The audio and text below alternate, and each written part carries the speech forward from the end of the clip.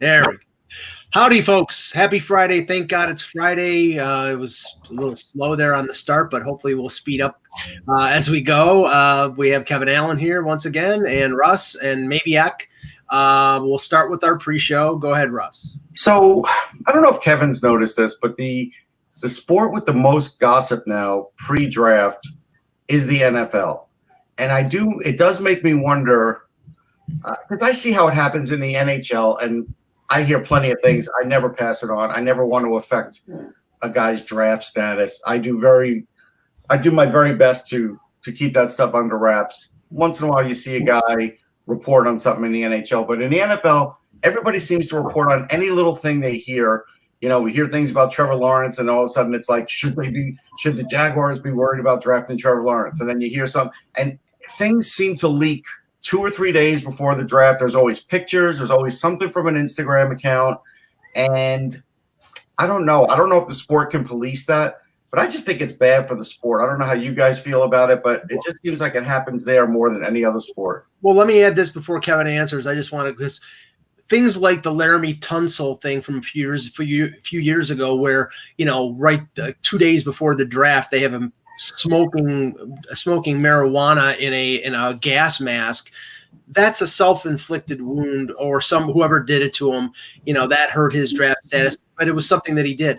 The Trevor Lawrence thing, Kevin, he did an interview with Sports Illustrated, and the stuff that he said, I mean, if Jacksonville wasn't locked into taking him first overall, and if he wasn't, you know, leaps and bounds better than the other quarterbacks, I would have some questions if I'm Urban Meyer, because the stuff that he said is not something I want to hear from a quarterback.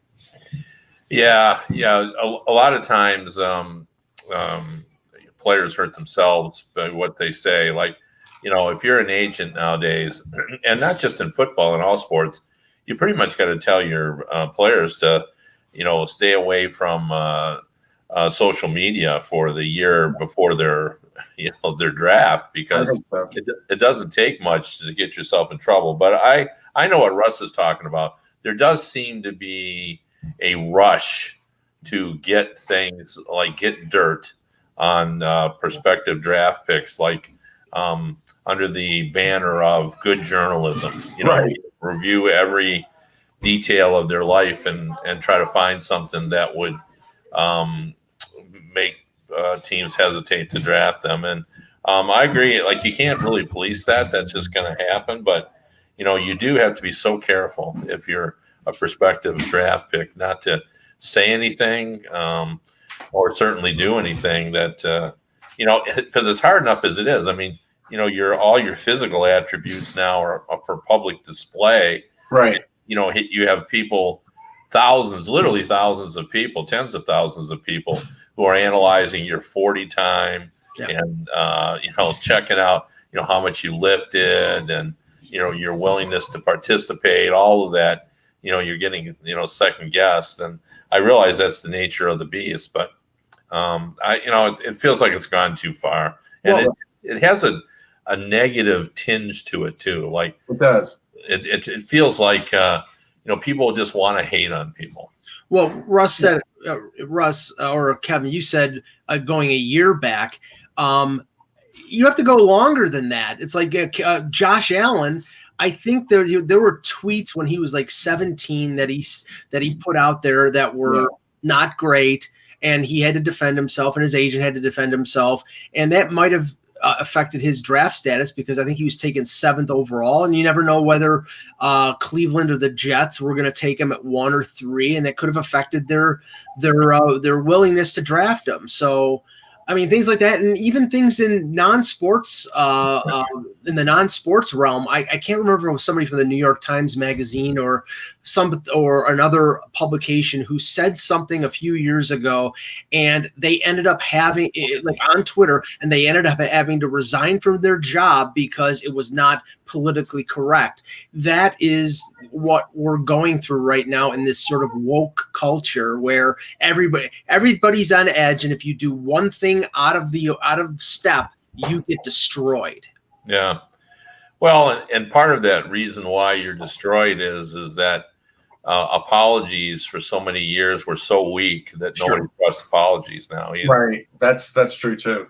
You know, so it's And they're not really even apologies. It's like, I'm sorry for the things that I said. Not for what I meant to say, but just that I said it because that was the mistake. No, you're either sorry for saying something stupid, but not being caught for saying something stupid. Yeah, no, and that's one of the issues, and it's just a hard time. You know, the rewards of being a professional athlete are great, and they're numerous. But there is a downside to it, and that is that your life is not your own anymore.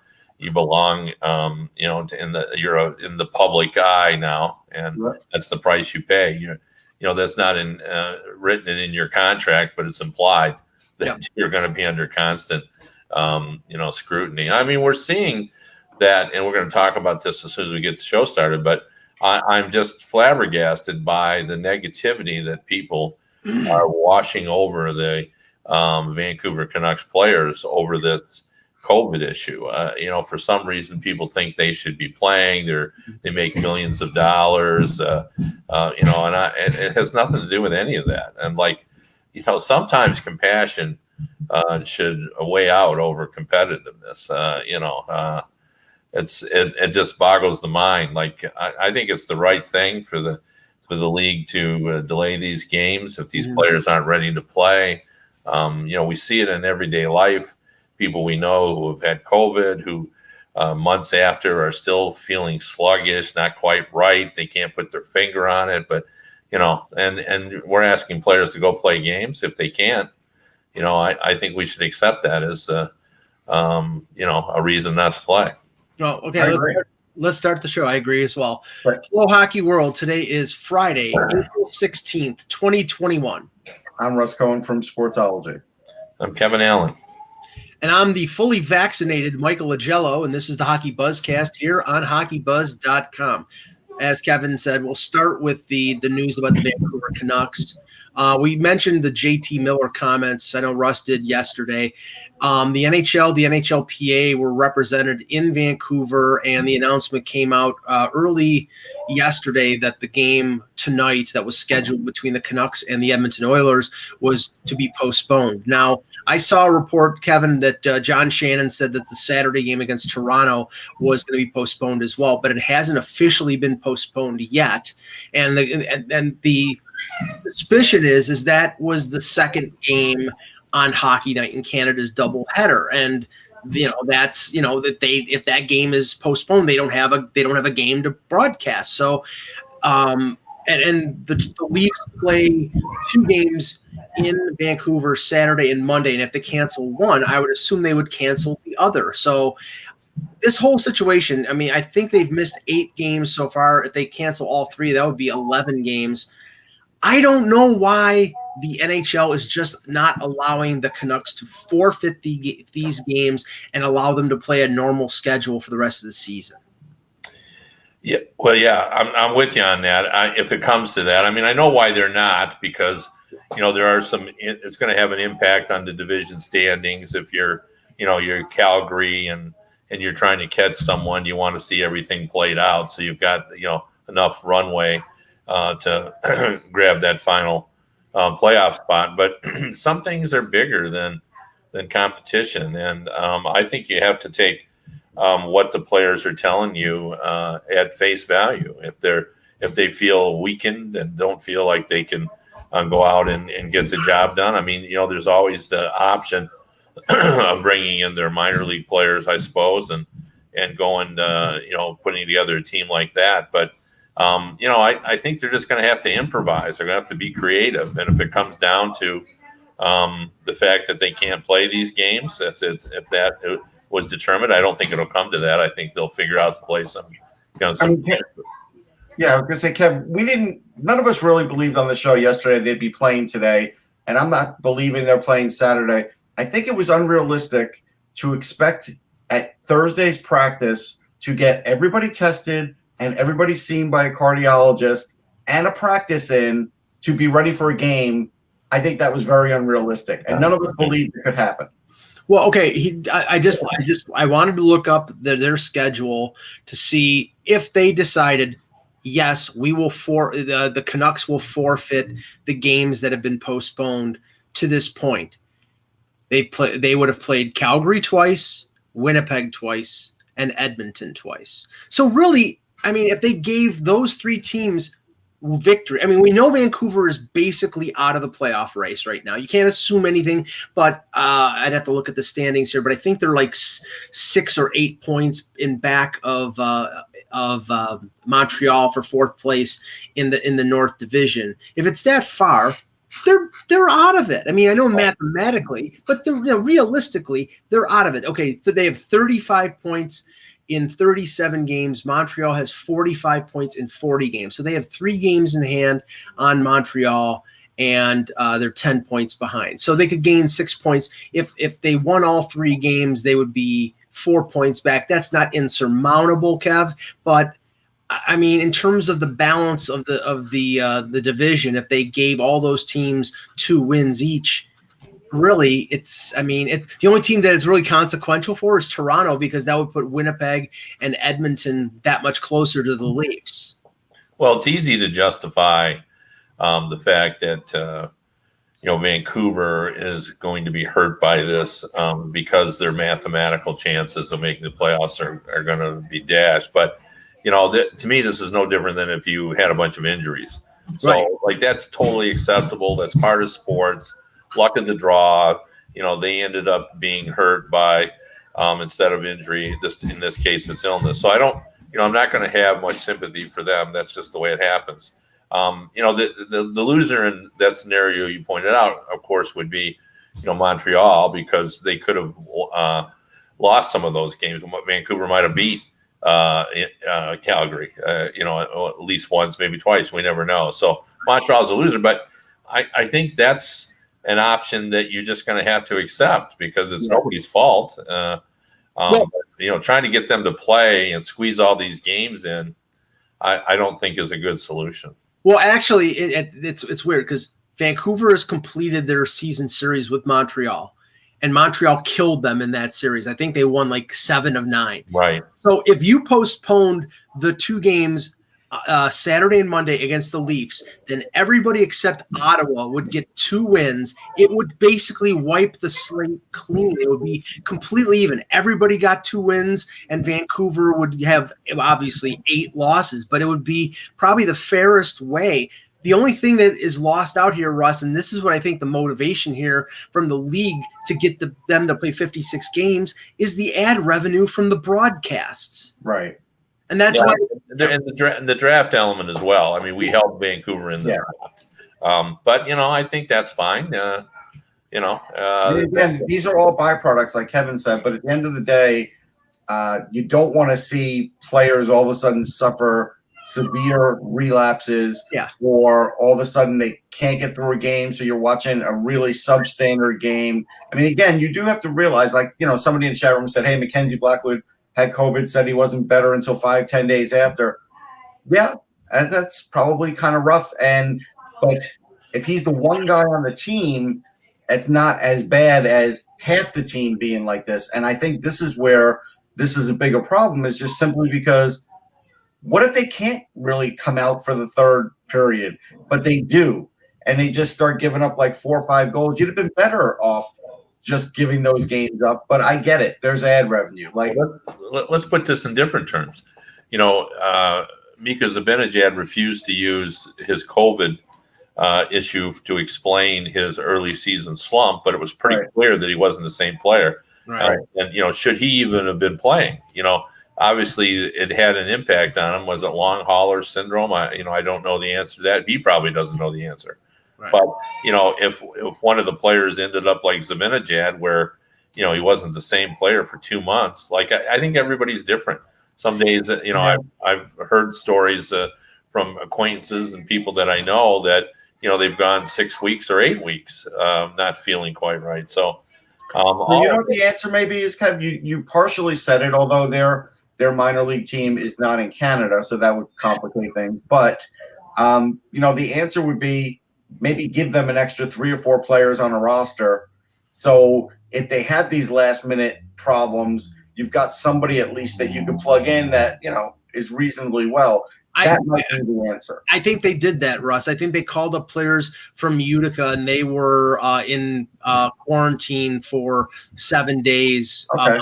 But Utica had an outbreak as well. No, but I mean, extend their roster indefinitely. Yes. So let them have more players than any team in the league right now. Yeah, I think that's covered under emergency recall. So that I think that would be fine. But as for the draft situation, like Vancouver went out and got COVID on purpose. I mean, of course they. No, but that's right. I mean, if you all of a sudden start piling up losses, it's inevitably. Well, yeah, I mean, I'm not suggesting that that's wrong or anything. I'm just saying that's a byproduct of it. 8 losses is going to move them down how many spots? So sure. I think the answer to this in the end is now this is going to be an issue that will get bargained into the next collective bargaining agreement, because if players don't want to play feeling like this, and they're going to write in something probably for the next time this could happen. If it happens, this is how we handle it, right, Kev? I mean, that's probably what's going to happen. I'm sure that it will be discussed, but it never. We shouldn't have to a bargain for human decency. I agree, but it's just we should just trust how what players are telling us. I agree. This is you wouldn't make a player play with an injury. Now, there's a history of players trying to do that, but that's usually by their own choice. Right. No one's making them do it. And the same thing is true here. If a bunch of players say, I just don't think I can play, it's just not right. Mm-hmm. I'm not right. I think we just trust them as if they've got a broken bone. Now, just a note here about the LA Kings. They're playing Colorado tonight, and there was an additional positive case on the Avalanche. Philip Grubauer tested positive a few days ago, and Devin Dubnyk stepped in for him. But the report from Kings PR is that they've canceled their pregame skate, and Colorado has done so as well. Their game will go on, but they're not going to hold a media availability today, which, as you guys said, which was weird because there's no contact except for their PR. The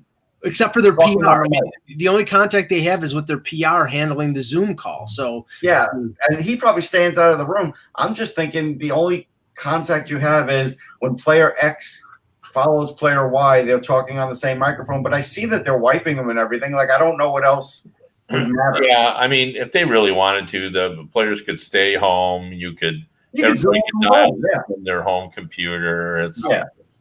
Yeah. So I don't know why we're doing that.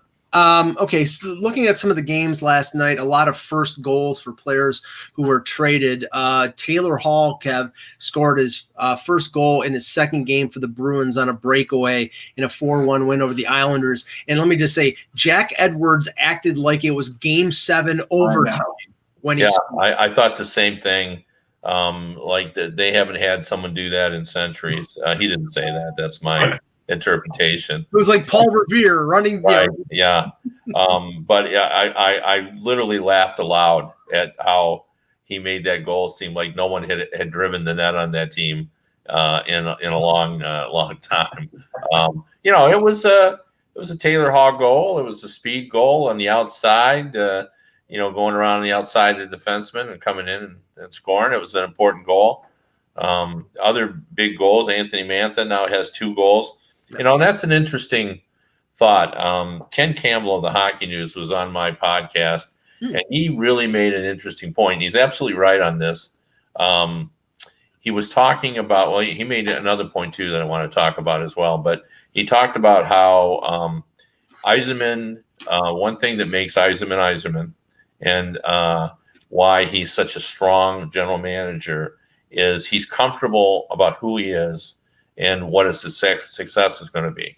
And he said, I don't think Steve Yzerman cares if Anthony Mantha is going to be a 40-goal scorer for the Washington. He doesn't care. But no, and he's not the least bit concerned about it. If that happens, so be it.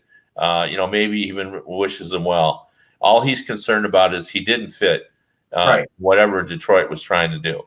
Right. And it's not like he watched them for 4 months. Mantha has been there for a while, and whatever they were trying to do, Anthony Mantha wasn't right. Verana was right. The first round draft pick and the second round pick are right. Verana scored as well. looked very good. His speed fits well with the Red Wings. I watched that game as well. And I think Mantha's perfect for Washington. He's a big guy. They're a big-bodied team. They've got a lot of, in Detroit, he faced all the top checkers because he was on the top line. Right. He doesn't face the top checkers when he's with Washington. Right. They got other guys that you got to concern yourself with, who are real, dynamic players. Mr. Ovechkin, Mr. Backstrom. And he wasn't going to take a pass like Verona did and streak down the ice like that either. He doesn't have that kind of speed. No, that's right. And boy, it is interesting, and I talk about this all the time. It's amazing to me that in the world of professional sports, and it's not only true in hockey, it's certainly true in football and baseball as well. Like, confidence plays such an incredible role in the success. You wouldn't think that would be in a sport where there's professionals, that you would think they were always confident, but it's not. That's not the case. We see it all the time. And the Red Wings have won 3 in a row for the first time. And you could see they're just playing more confidently than they have all season. And I think a lot of it is, that they starting to feel good about their younger core group. And well, I'll give you 2 examples of how confidence has changed the landscape with 2 teams. First of all, the Buffalo Sabres, after firing Ralph Kruger, look at the way that they're playing. They won over Washington yesterday. Casey Middlestat scored another goal, Russ. Dustin Tokarski got his first win in, I think, 6 years in the NHL. Ever since they fired Kruger and they brought in Don Granato, and they've traded Hall, they've traded Montour, they've traded Stahl. The young players are getting an opportunity. They like playing for Granato. They're playing, footloose and fancy free, and they're winning. They're winning better, more than they did than in the last 2.5 months. You know what? It's weird. It's almost like when in the last throes of the Kruger regime there, that the team got dehumanized, and now all the good human interest stories seem to be popping out. Like Dustin Tokarski, like that was his first win in the NHL since his father died. The Sabres tweeted that, and that's a nice touch. That's like, hey, it shows that there's this human element that, Kevin always talks about, and we talk about, like, hey, these guys aren't robots. Middlestat, I've been talking about him for weeks. You could see he's a completely different player. Like, you could see now this is more of the guy that I remember seeing before they got drafted. But it is easy for a team to lose their way. And when they start to feel like they're finding it, like Kevin said, confidence-wise, even the Sabres start looking good. I mean, they're not going to – even if you started the season from a week ago today – to now, they weren't going to make the playoffs, but they're going to play better hockey, and that's good for the younger players. Yeah, Anders. Let me ask you this, and Mike, you're a good person to answer this, having lived there. We talk all the time when a team is looking for a coach. They need a coach who works well with younger players. They need a defensive coach because they're not very good. They need a guy who understands offense because they've got dynamic players, but they're not getting anything done. They need a veteran coach. They need a new wave coach. Is it possible that the Buffalo Sabres need a guy who is kind of a practicing amateur psychologist coach, a guy like Donnie Granato? Like, should we be looking at him as a permanent, because his chief strength, not that he doesn't have other strengths, but one of his chief strength, based on me knowing him for a lot of years, is he connects with players. Like, yes. He gets them to understand what he's trying to accomplish. He gets them to understand how they can be better players. There's not as much push and pull with Donnie Granato as there is with other coach. Could he be a guy that they look at as a permanent solution? I would think so. I mean, that they would possibly take the interim tag off of him and make him the permanent head coach. And the funny thing is, okay, look at the Sabres roster at the beginning of the year. Skinner, Hall, Eichel, Reinhart, Victor Olofsson. Okay, so that's a pretty decent group in your top 6. That is not the type of group you're asking to play sort of a strapped down defensive style, and that's what Kruger was trying to do. Kruger was trying to play Mike Babcock hockey with a team that should have been trying to play more throttle wide open. Now, obviously, the rest of this, the season is lost for them. But one thing that Granato is doing is he's playing to the strengths of his players, Russ, and that to be a good coach in this league, if you have chicken, you make chicken salad out of it. You don't, you don't go the other side of that spectrum. No, I mean, I do think he's been playing to their strengths. The one thing, though, that you've talked about that is the only issue with Don is his health. Like, can he handle the daily rigors of being an NHL coach for a couple of years? Like, that's probably the only question. Otherwise, I think he does win the job. But I guess we'll find out. But he is good for these young players. There's no question about that. Yeah, and by the way, Anders Bjork scored his first goal for the Sabres. Now, the other side of the confidence spectrum is the Toronto Maple Leafs right now, and one specific aspect of the Toronto Maple Leafs, their power play. Kev, the first quarter of the season, they were operating at about a 40% clip. And we know the teams will adjust their tactics, especially in a divisional setup where you're playing the same 6 teams over and over. The scouts are analyzing this, and they're going to devise ways to neutralize a power play. But TSN had a very interesting montage yesterday of the Leafs in the first quarter of the season and how quickly they were moving the puck around, passing it, cutting through dishing it off from the point, going cross ice, all these things, no hesitation, boom, boom, boom, Matthews, Marner, all this stuff. And then they show the power play as it has been the last month, which is 1 for the last 41 power play opportunities. They've allowed more shorthanded goals than they've scored power play goals. And it's fumbling, double clutching, all this stuff. They can't gain the zone. There is a distinct lack of confidence now. And a month before the regular season, hopefully they can get it straightened out, but it's something they have to be concerned about. Well, it is, and it's no different. It's just repetition. When a team when they're playing well on the power play, it just becomes second nature. They're moving the puck around. They're getting it to the point. The point's getting it to the wing's bringing it across, and they don't even think about it. They've got momentum. They feel good about it. As we said, they get confident.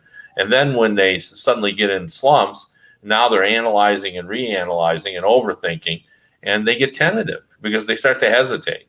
What should I do here? I want to make the best play because we got to get out of this. And when you hesitate on the power play, you're doomed to fail. It's got to be like a pattern. It's got to feel natural. And, Ken Holland used to tell me all the time that he never got too worked up about a power play because, invariably every year you're going to have one period when you're, 0 for whatever, and another period where, you're scoring at a 40% rate, and, you're going to end up at where you should be based on your talent level. Well, I don't think that's necessarily how it works, but I understand the logic of that, it's no different than goal scorers who go, can go 2 weeks without a goal and then suddenly get 5 and 6 games or 7 and 9 or 11 and 13. But what I find is when a power play goes bad, it really is because they're playing tentative. They don't trust themselves the way that they do when they're playing well. Yeah, and I mean, Austin Matthews was out yesterday in the game. The Jets beat the Leafs 5-2, but the power play has been bad for all the time that Matthews has been out there. So it's not that's not an excuse.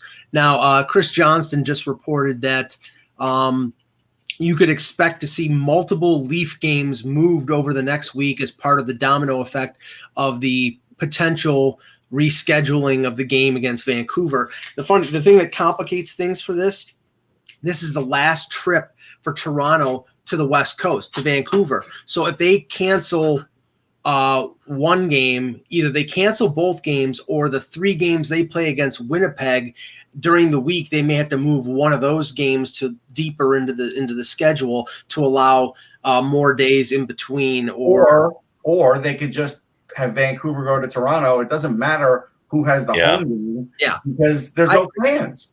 Right. They could just simply, Vancouver gets the last change in those games. It's basically like, why are they going through this travel? It's stupid. Yeah, I agree.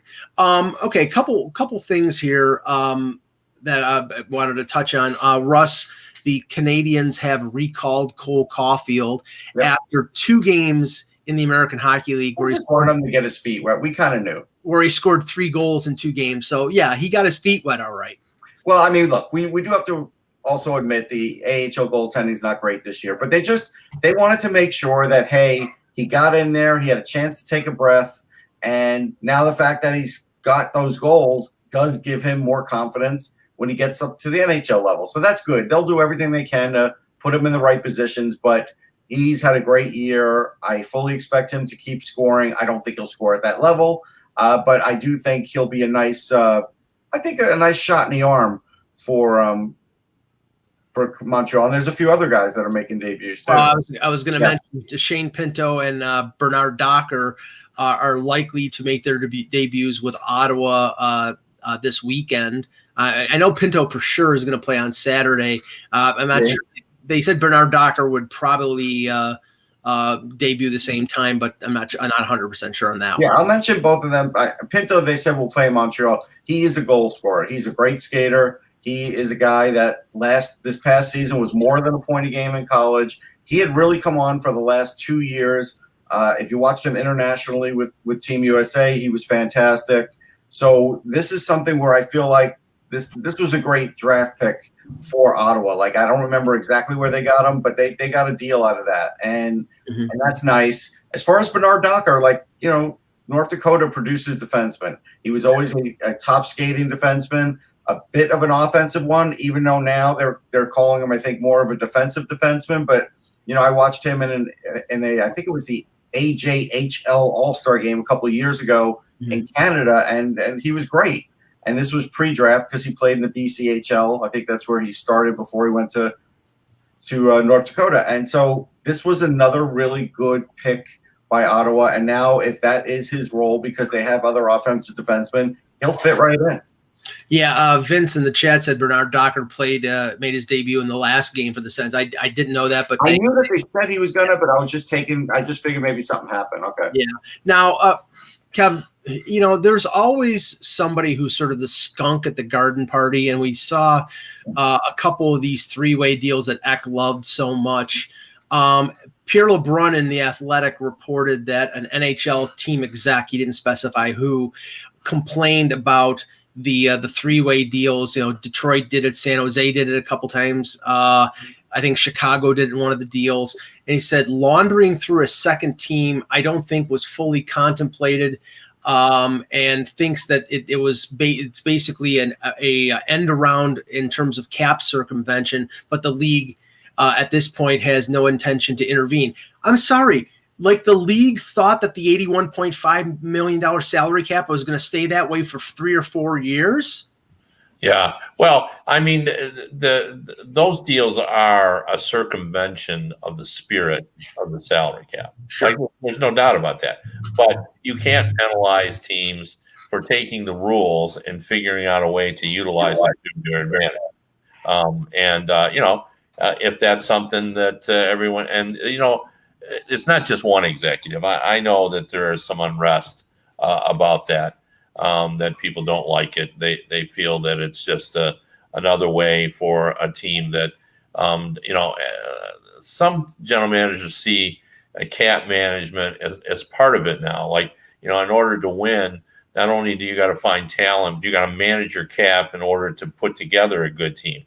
It's almost like fantasy sports when we all play those, and we got to live within the rules of that. So it bothers them when, instead of doing that, they've looked at the rules and said, aha, we can do this, and we can take advantage of that so that we can get a, $4 million or a $5 million player and, only pay, $1 million and change for them. The only problem, Kev, the inverse of this is there are definitely teams in the league, and I hear it every once in a while, where they have some front office people who basically tell the cap guy what to do. It doesn't matter if the cap guy went to them and says, you should do this, you should do X and Y, and they say, it doesn't matter, you do what I say. And that does run some franchises into trouble, and that's never going to go away. Well, for sure. But, I mean, you pay the price with the cap issues when you do those kinds of things. So It's almost self-policing. And when you're allowed to, try to determine ways to sort of get around it. So, yeah, I mean, I heard that as well. I've heard it from members of the media. I've heard it from coaches. I've heard it from that it bothers them when we're all trying to live within the salary cap rules, and the way to get around it is to find a creative solution to not follow the rules. Yeah, I know Ken Campbell railed against the the retention of salary, basically teams trading for guys like Palmieri or Foligno, only paying 25% of the salary. And I think he argued against or argued for sort of a luxury tax type system. And, the big market teams, I don't think would have a problem with that, but it's the NHL that doesn't want that system. Because I would wonder though, when this happens, does the player get like 2 or 3 different direct deposits from all the different teams? Like that's gotta get confusing. Probably, yeah. Well, it complicates his taxes, but that really complicates. Have people doing their taxes. It's the deal. So, but I get all those arguments, and I understand why some people favor the luxury tax. I mean, that was we fought this war over this salary cap. We lost a season. Right. And then, we find ways to sort of circumvent. I mean, luxury tax was suggested at that time. And as you said, the league didn't really want to have anything to do that because that does still allow for a distinct advantage for major market teams. Right. I mean, Toronto, how much would they be able to spend? They'd be able to spend quite a lot. Same thing with the New York Rangers. They would have a distinct advantage. Like they wouldn't be worried about the fact that they have so many forwards that are making over $10 million. They could probably have 2 more. And as we know from what happened in the early part of this century, where Toronto was spending, Philadelphia was spending big money, the Rangers were spending big money, that wasn't necessarily a guarantee for success. The Leafs, they got to the conference final in 2002, but they lost in the second round in 2004, which was the last year before the salary cap went in. And their salary structure, I think, was $90 to $100 million back then. They didn't win a Stanley Cup. So spending all that money is not a guarantee of anything. Well, I like to remind people because it's now forgotten. It's hard as it is to believe. It's now been 16 years since we fought that battle. And going into that season, the Penguins were spending $29 million on payroll, and the Red Wings were at $80 plus million. So, there was a real separation between the haves and the have-nots. And, now because the cap has a floor, you can't, teams are forced to spend themselves into at least some measure of competitiveness. And I think that competitiveness has been raised considerably by the salary cap. And we see that not so much with who the winners are, because we've had a lot of big markets winning, but by teams that have gotten into the finals. And we're seeing more and more teams that are near the cap anyway. There's very few teams that aren't at least within 5 million of the cap. Yeah, and I wonder, Russ, what that is going to, what kind of effect that's going to have on the free agency market and on players. I mean, okay, for example, Scott Lawton signed a 5-year deal. He signed for long-term security, but the money was only $3 million. Now, I don't know how much more he would have received if I don't think he could have gotten much more. I mean, but there might, if you find one team that is more interested in him, then it could be $1 million, $1.5 million more that they'd be willing to pay. So I don't know. But you can say that about a lot of deals. Like I'm looking up a deal now. Remember the Colton Sissons deal? Yes, 2.8 million for 7 years. Like again, that's not a lot of money. Yeah, it's not. So, based on your argument, could he have gotten more somewhere else? Sure, but he was looking for the 7 years of payments, right? But what I think, what I wonder is there a realization on both sides, on the team side and on the player side, that the cap is not going to go up for 2 or 3 years at least, and these players, instead of going out in the market and risking not getting paid off, they're deciding to stay where they are for a little less, but more security in terms of term. Honestly, I think the PA is just going to have to deal with some of this because players are going to have to accept some of this to get deals that they want with term. It's just the way it is. It's just a fact of the flat cap world. Now, when this cap was introduced, and again, this has been forgotten because it's now been a while, and I actually have the clips, which I kept. General managers predicted that what would happen with the cap is that, we would have to accept the idea that you were going to lose a lot of your players. You couldn't fall in love with your players. That was one of the quotes you heard a lot from general managers, and that every year there'd be a large pool of players. So if you lost your number one center, there'd be another number one center out there that you could get into. And the idea would be is that, hey, maybe the New York Rangers would still get the guy they wanted because guys would want to play in New York where they've got more marketing opportunities. But the Arizona Coyotes would have a center in that pool. But that's not what's happened. People have there's very few free agents in the market. Right. Teams have instead worked at keeping their players. Which is what the NFL does. That's why the NFL almost never has trades. And a lot of times we look at the early NFL free agent lists, and by the time it happens, 4 or 5 or 6 of those players have all been signed or franchised or whatever, and they're taken right out of action. And you're right. That's what happens now. Yeah, and they end up, because of that, they end up paying more for players who aren't stars. The thought was that we were going to end up having, 5 or 6 players or 7 players on every team that were going to get a lot of money, and then we're going to have a lot of $1 million players, or $800,000 players, and that's not really what's happened. You're looking on everyone's rosters now, and the middle class hasn't evaporated like people thought it was going to. It's been hurt. There's no doubt about it. But it's there's still a lot of players in that middle range that you said, okay, if we had to make changes, the changes we'd probably make is give them a little less money, because we wouldn't give less money to the stars because we need them. Yeah, we saw the report. Elliot Friedman reported that the Montreal Canadiens were interested in Tony DeAngelo, but it was sort of a really weird, sort of convoluted situation where the Rangers would have to terminate his contract, and the Canadiens were interested in signing him to a 2-year deal, which would basically make up for the money that he would have lost by the buyout, and it's a 1/3 buyout. It was something like $3 million.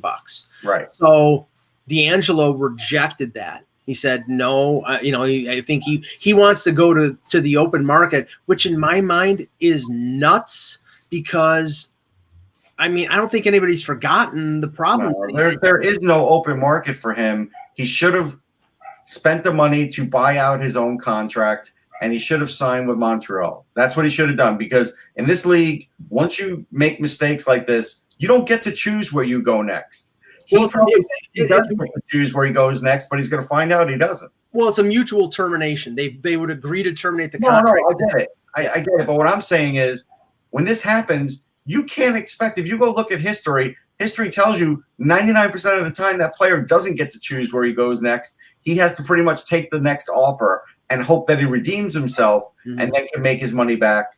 Otherwise, he's going to be sitting at home again. All teams can use him. Don't get me wrong. But teams don't want headaches either. And so if they're going to spend their last $3 million that's free on him, they don't want it to be a headache.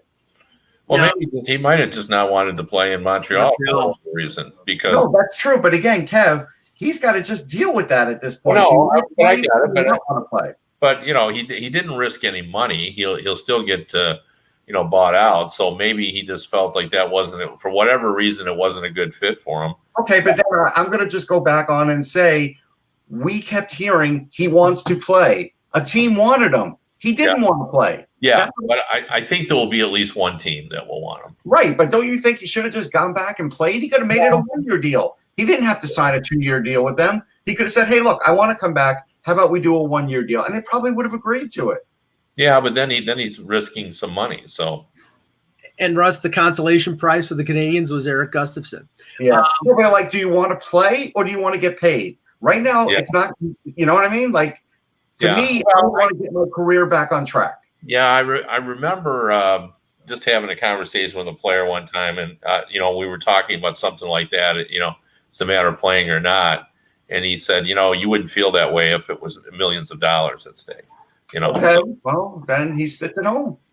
So now, okay, another interesting thing, we heard something about this, but the NHL is formulating a plan based on the fact that, COVID is blowing up in Canada to the point that, and obviously once those teams get through 2 rounds, the Canadian team will have to play a U.S. team in the semifinal.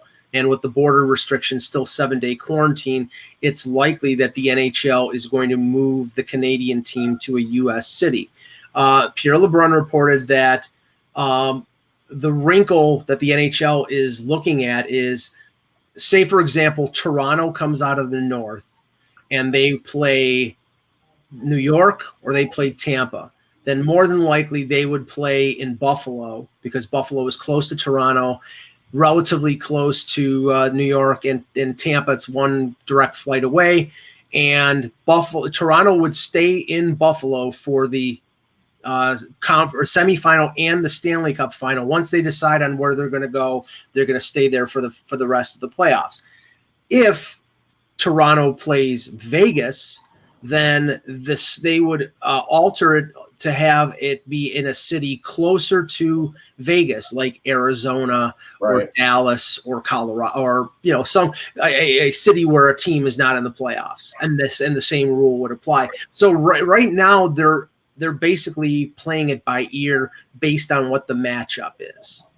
Which I mean, that's it's weird reasons, but it's not unheard of, right? I mean, the Rangers played the Red Wings in 1950, and their home rink was Toronto for that series. So, weird things do happen in this league, and right now they have to go to a place where they feel like, nothing else is going to be an obstacle. Whereas in Canada, it would be an obstacle, and it could get worse, and it could get to the point where they have to shut down the playoffs, and they're trying to avoid that. And actually, if you have it in the States, then you could have fans there too.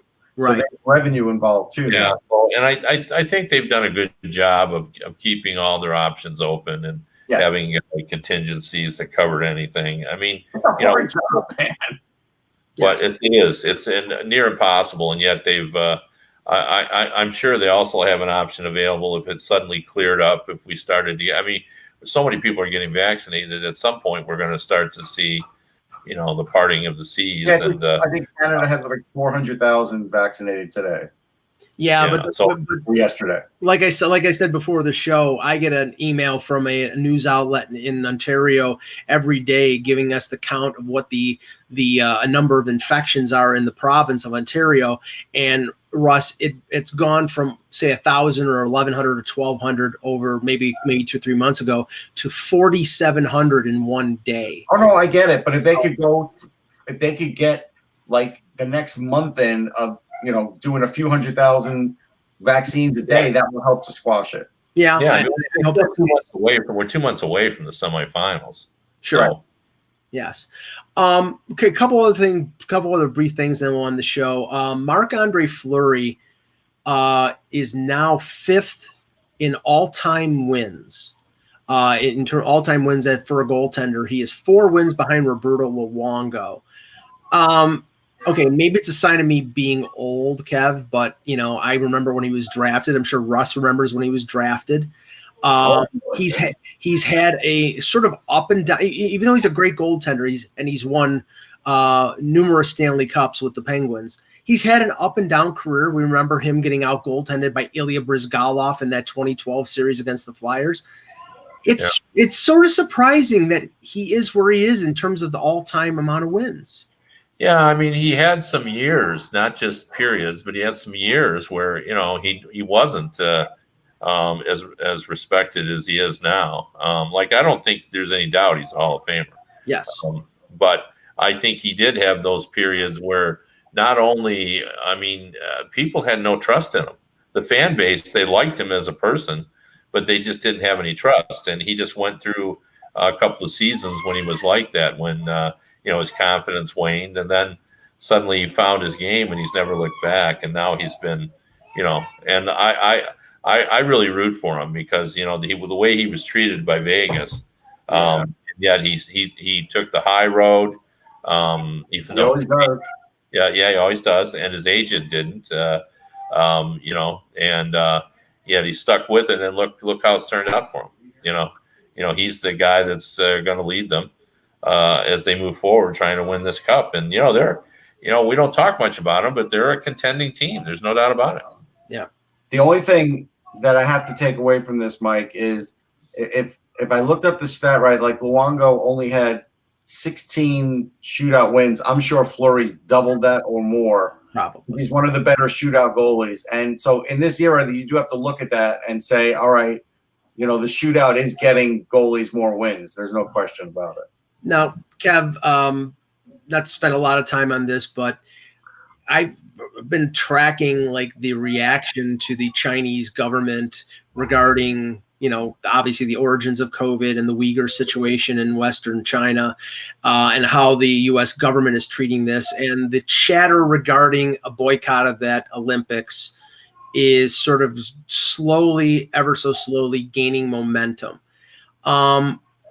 We've got a lot of time. We've got 10 months, but I would think that if a decision is going to be made, it's going to be sooner rather than later. I don't know where it stands right now, but what is your gut telling you about whether they go or not go? Well, I actually checked on this. I tried to do some reporting on it, and with the people that matter, there's no momentum for it. Now, I cautiously say that because you're right. There is a drumbeat out there from the rank and file, and sometimes the drumbeat gets louder and people start to hear it from those who count. But right now, there's no discussion of it.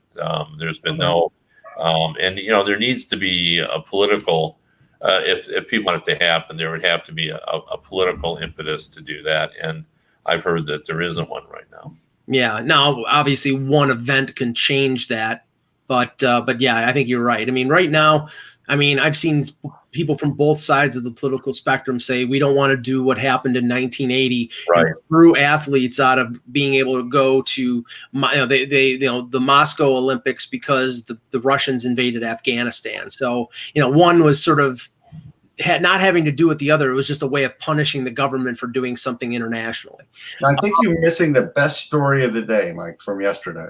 Okay, go ahead. The best story of the day was from the Flyers-Penguins game. So there's a moment in the game where the Penguins are getting the puck. They're on the rush. Crosby's stick breaks. He goes to the bench. The stick guy the trainer gives him the stick. He gets the stick. He gets back into the rush. They pass him the puck. He scores. Yes. We have never seen this in the NHL. Oh, yes, we have. Where? Yes, we have. Where? Yes. Bobby Hastings, the Maple Leafs. Okay. No, serious. Okay. Mitch Marner broke his stick. This was maybe 2.5 years ago. Broke his stick on the ice. Marner goes to the bench at full speed, grabs the stick, is on a 2-on-1, and it was the same thing. But yeah, no, I thought it was fantastic. I haven't seen that one, but yeah, it was pretty great. And then Crosby pointed to the bench after the goal. Jeff Carter played for Pittsburgh. He played really well. He had a couple good shots. Wade Allison made his debut for the Phantoms, for the Flyers. He did well.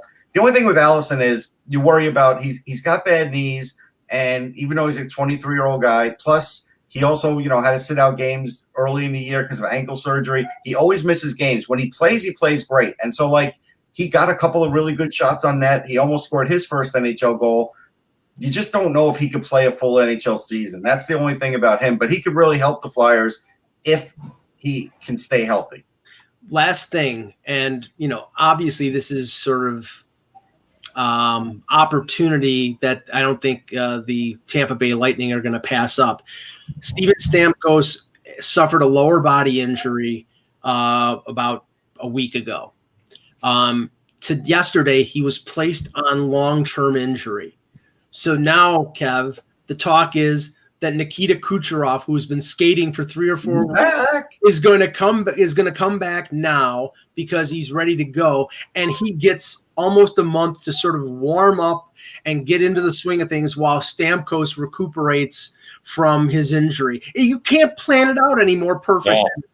Yeah, the one thing I would say about that, Eric Erlandson has reported that even though Kucherov has been skating, he's not really quite close yet. He hasn't been with the team and he needs some more work. So anyone who thinks it's going to happen right away, that's not going to happen right away. I'm not saying it won't happen as they get closer, but he's still a ways away. So, but maybe it's a possibility he gets in the last week or so when they wouldn't have been able to do that. Right. Stamkos. So I mean, it's an opportunity for them. And by the way, that division, Carolina was not happy that the Florida Tampa Bay game ended up being a 3-point game, even though Carolina beat Columbus. That game ended up in overtime, 3-2 Tampa over Florida, and Florida outshot them like 40-17. But Vasilevsky saved their bacon. But right now that race is so tight in the Central that every point matters, and it being a 3-point game between the Panthers and the Lightning was not, I'm sure. No. One last thing to point out: Tuukka Rask came back; he won a game. So for all the Bruins fans that always think that he's the reason they're losing, and Swayman's going to play now because he's going to take a full day away from the ice because I guess it's his knee, right? And they want him to recoup. This is why the Bruins won't fall out of the playoffs, because their guys will get healthy at the right rate, and they will squeak out these wins and points. And the teams that are chasing them, there's nothing they can do but chase them. But Russ, so sorry. Go ahead, Kev. Well, I was just going to say Russ is absolutely right. If you remember back in the Olympics when Brian Burke was putting together a team and he put Chris Drury on it, and everybody was upset, and they say, "Why would you put Chris Drury on?" And he said, "Because he's Chris Drury." Right. Why are the Bruins going to make the playoffs? Because, as Russ said, because they're the Bruins. Yep. And Russ, come on. If they have a mathematical chance, we got to keep saying that the Rangers and the Flyers have a chance. Yeah, look, the Rangers are going through a nice spell. I mean, Panarin is playing tremendous hockey, but they're going to fall short. They're putting a charge on. They might put a little scare into them, but I think they might. Yeah. All right, guys, great show. We will be back on Monday with another edition of the Hockey Buzzcast. For Kevin Allen, for Russ Cohen, I'm Michael Agello. Thank you for watching, and remember, without the buzz,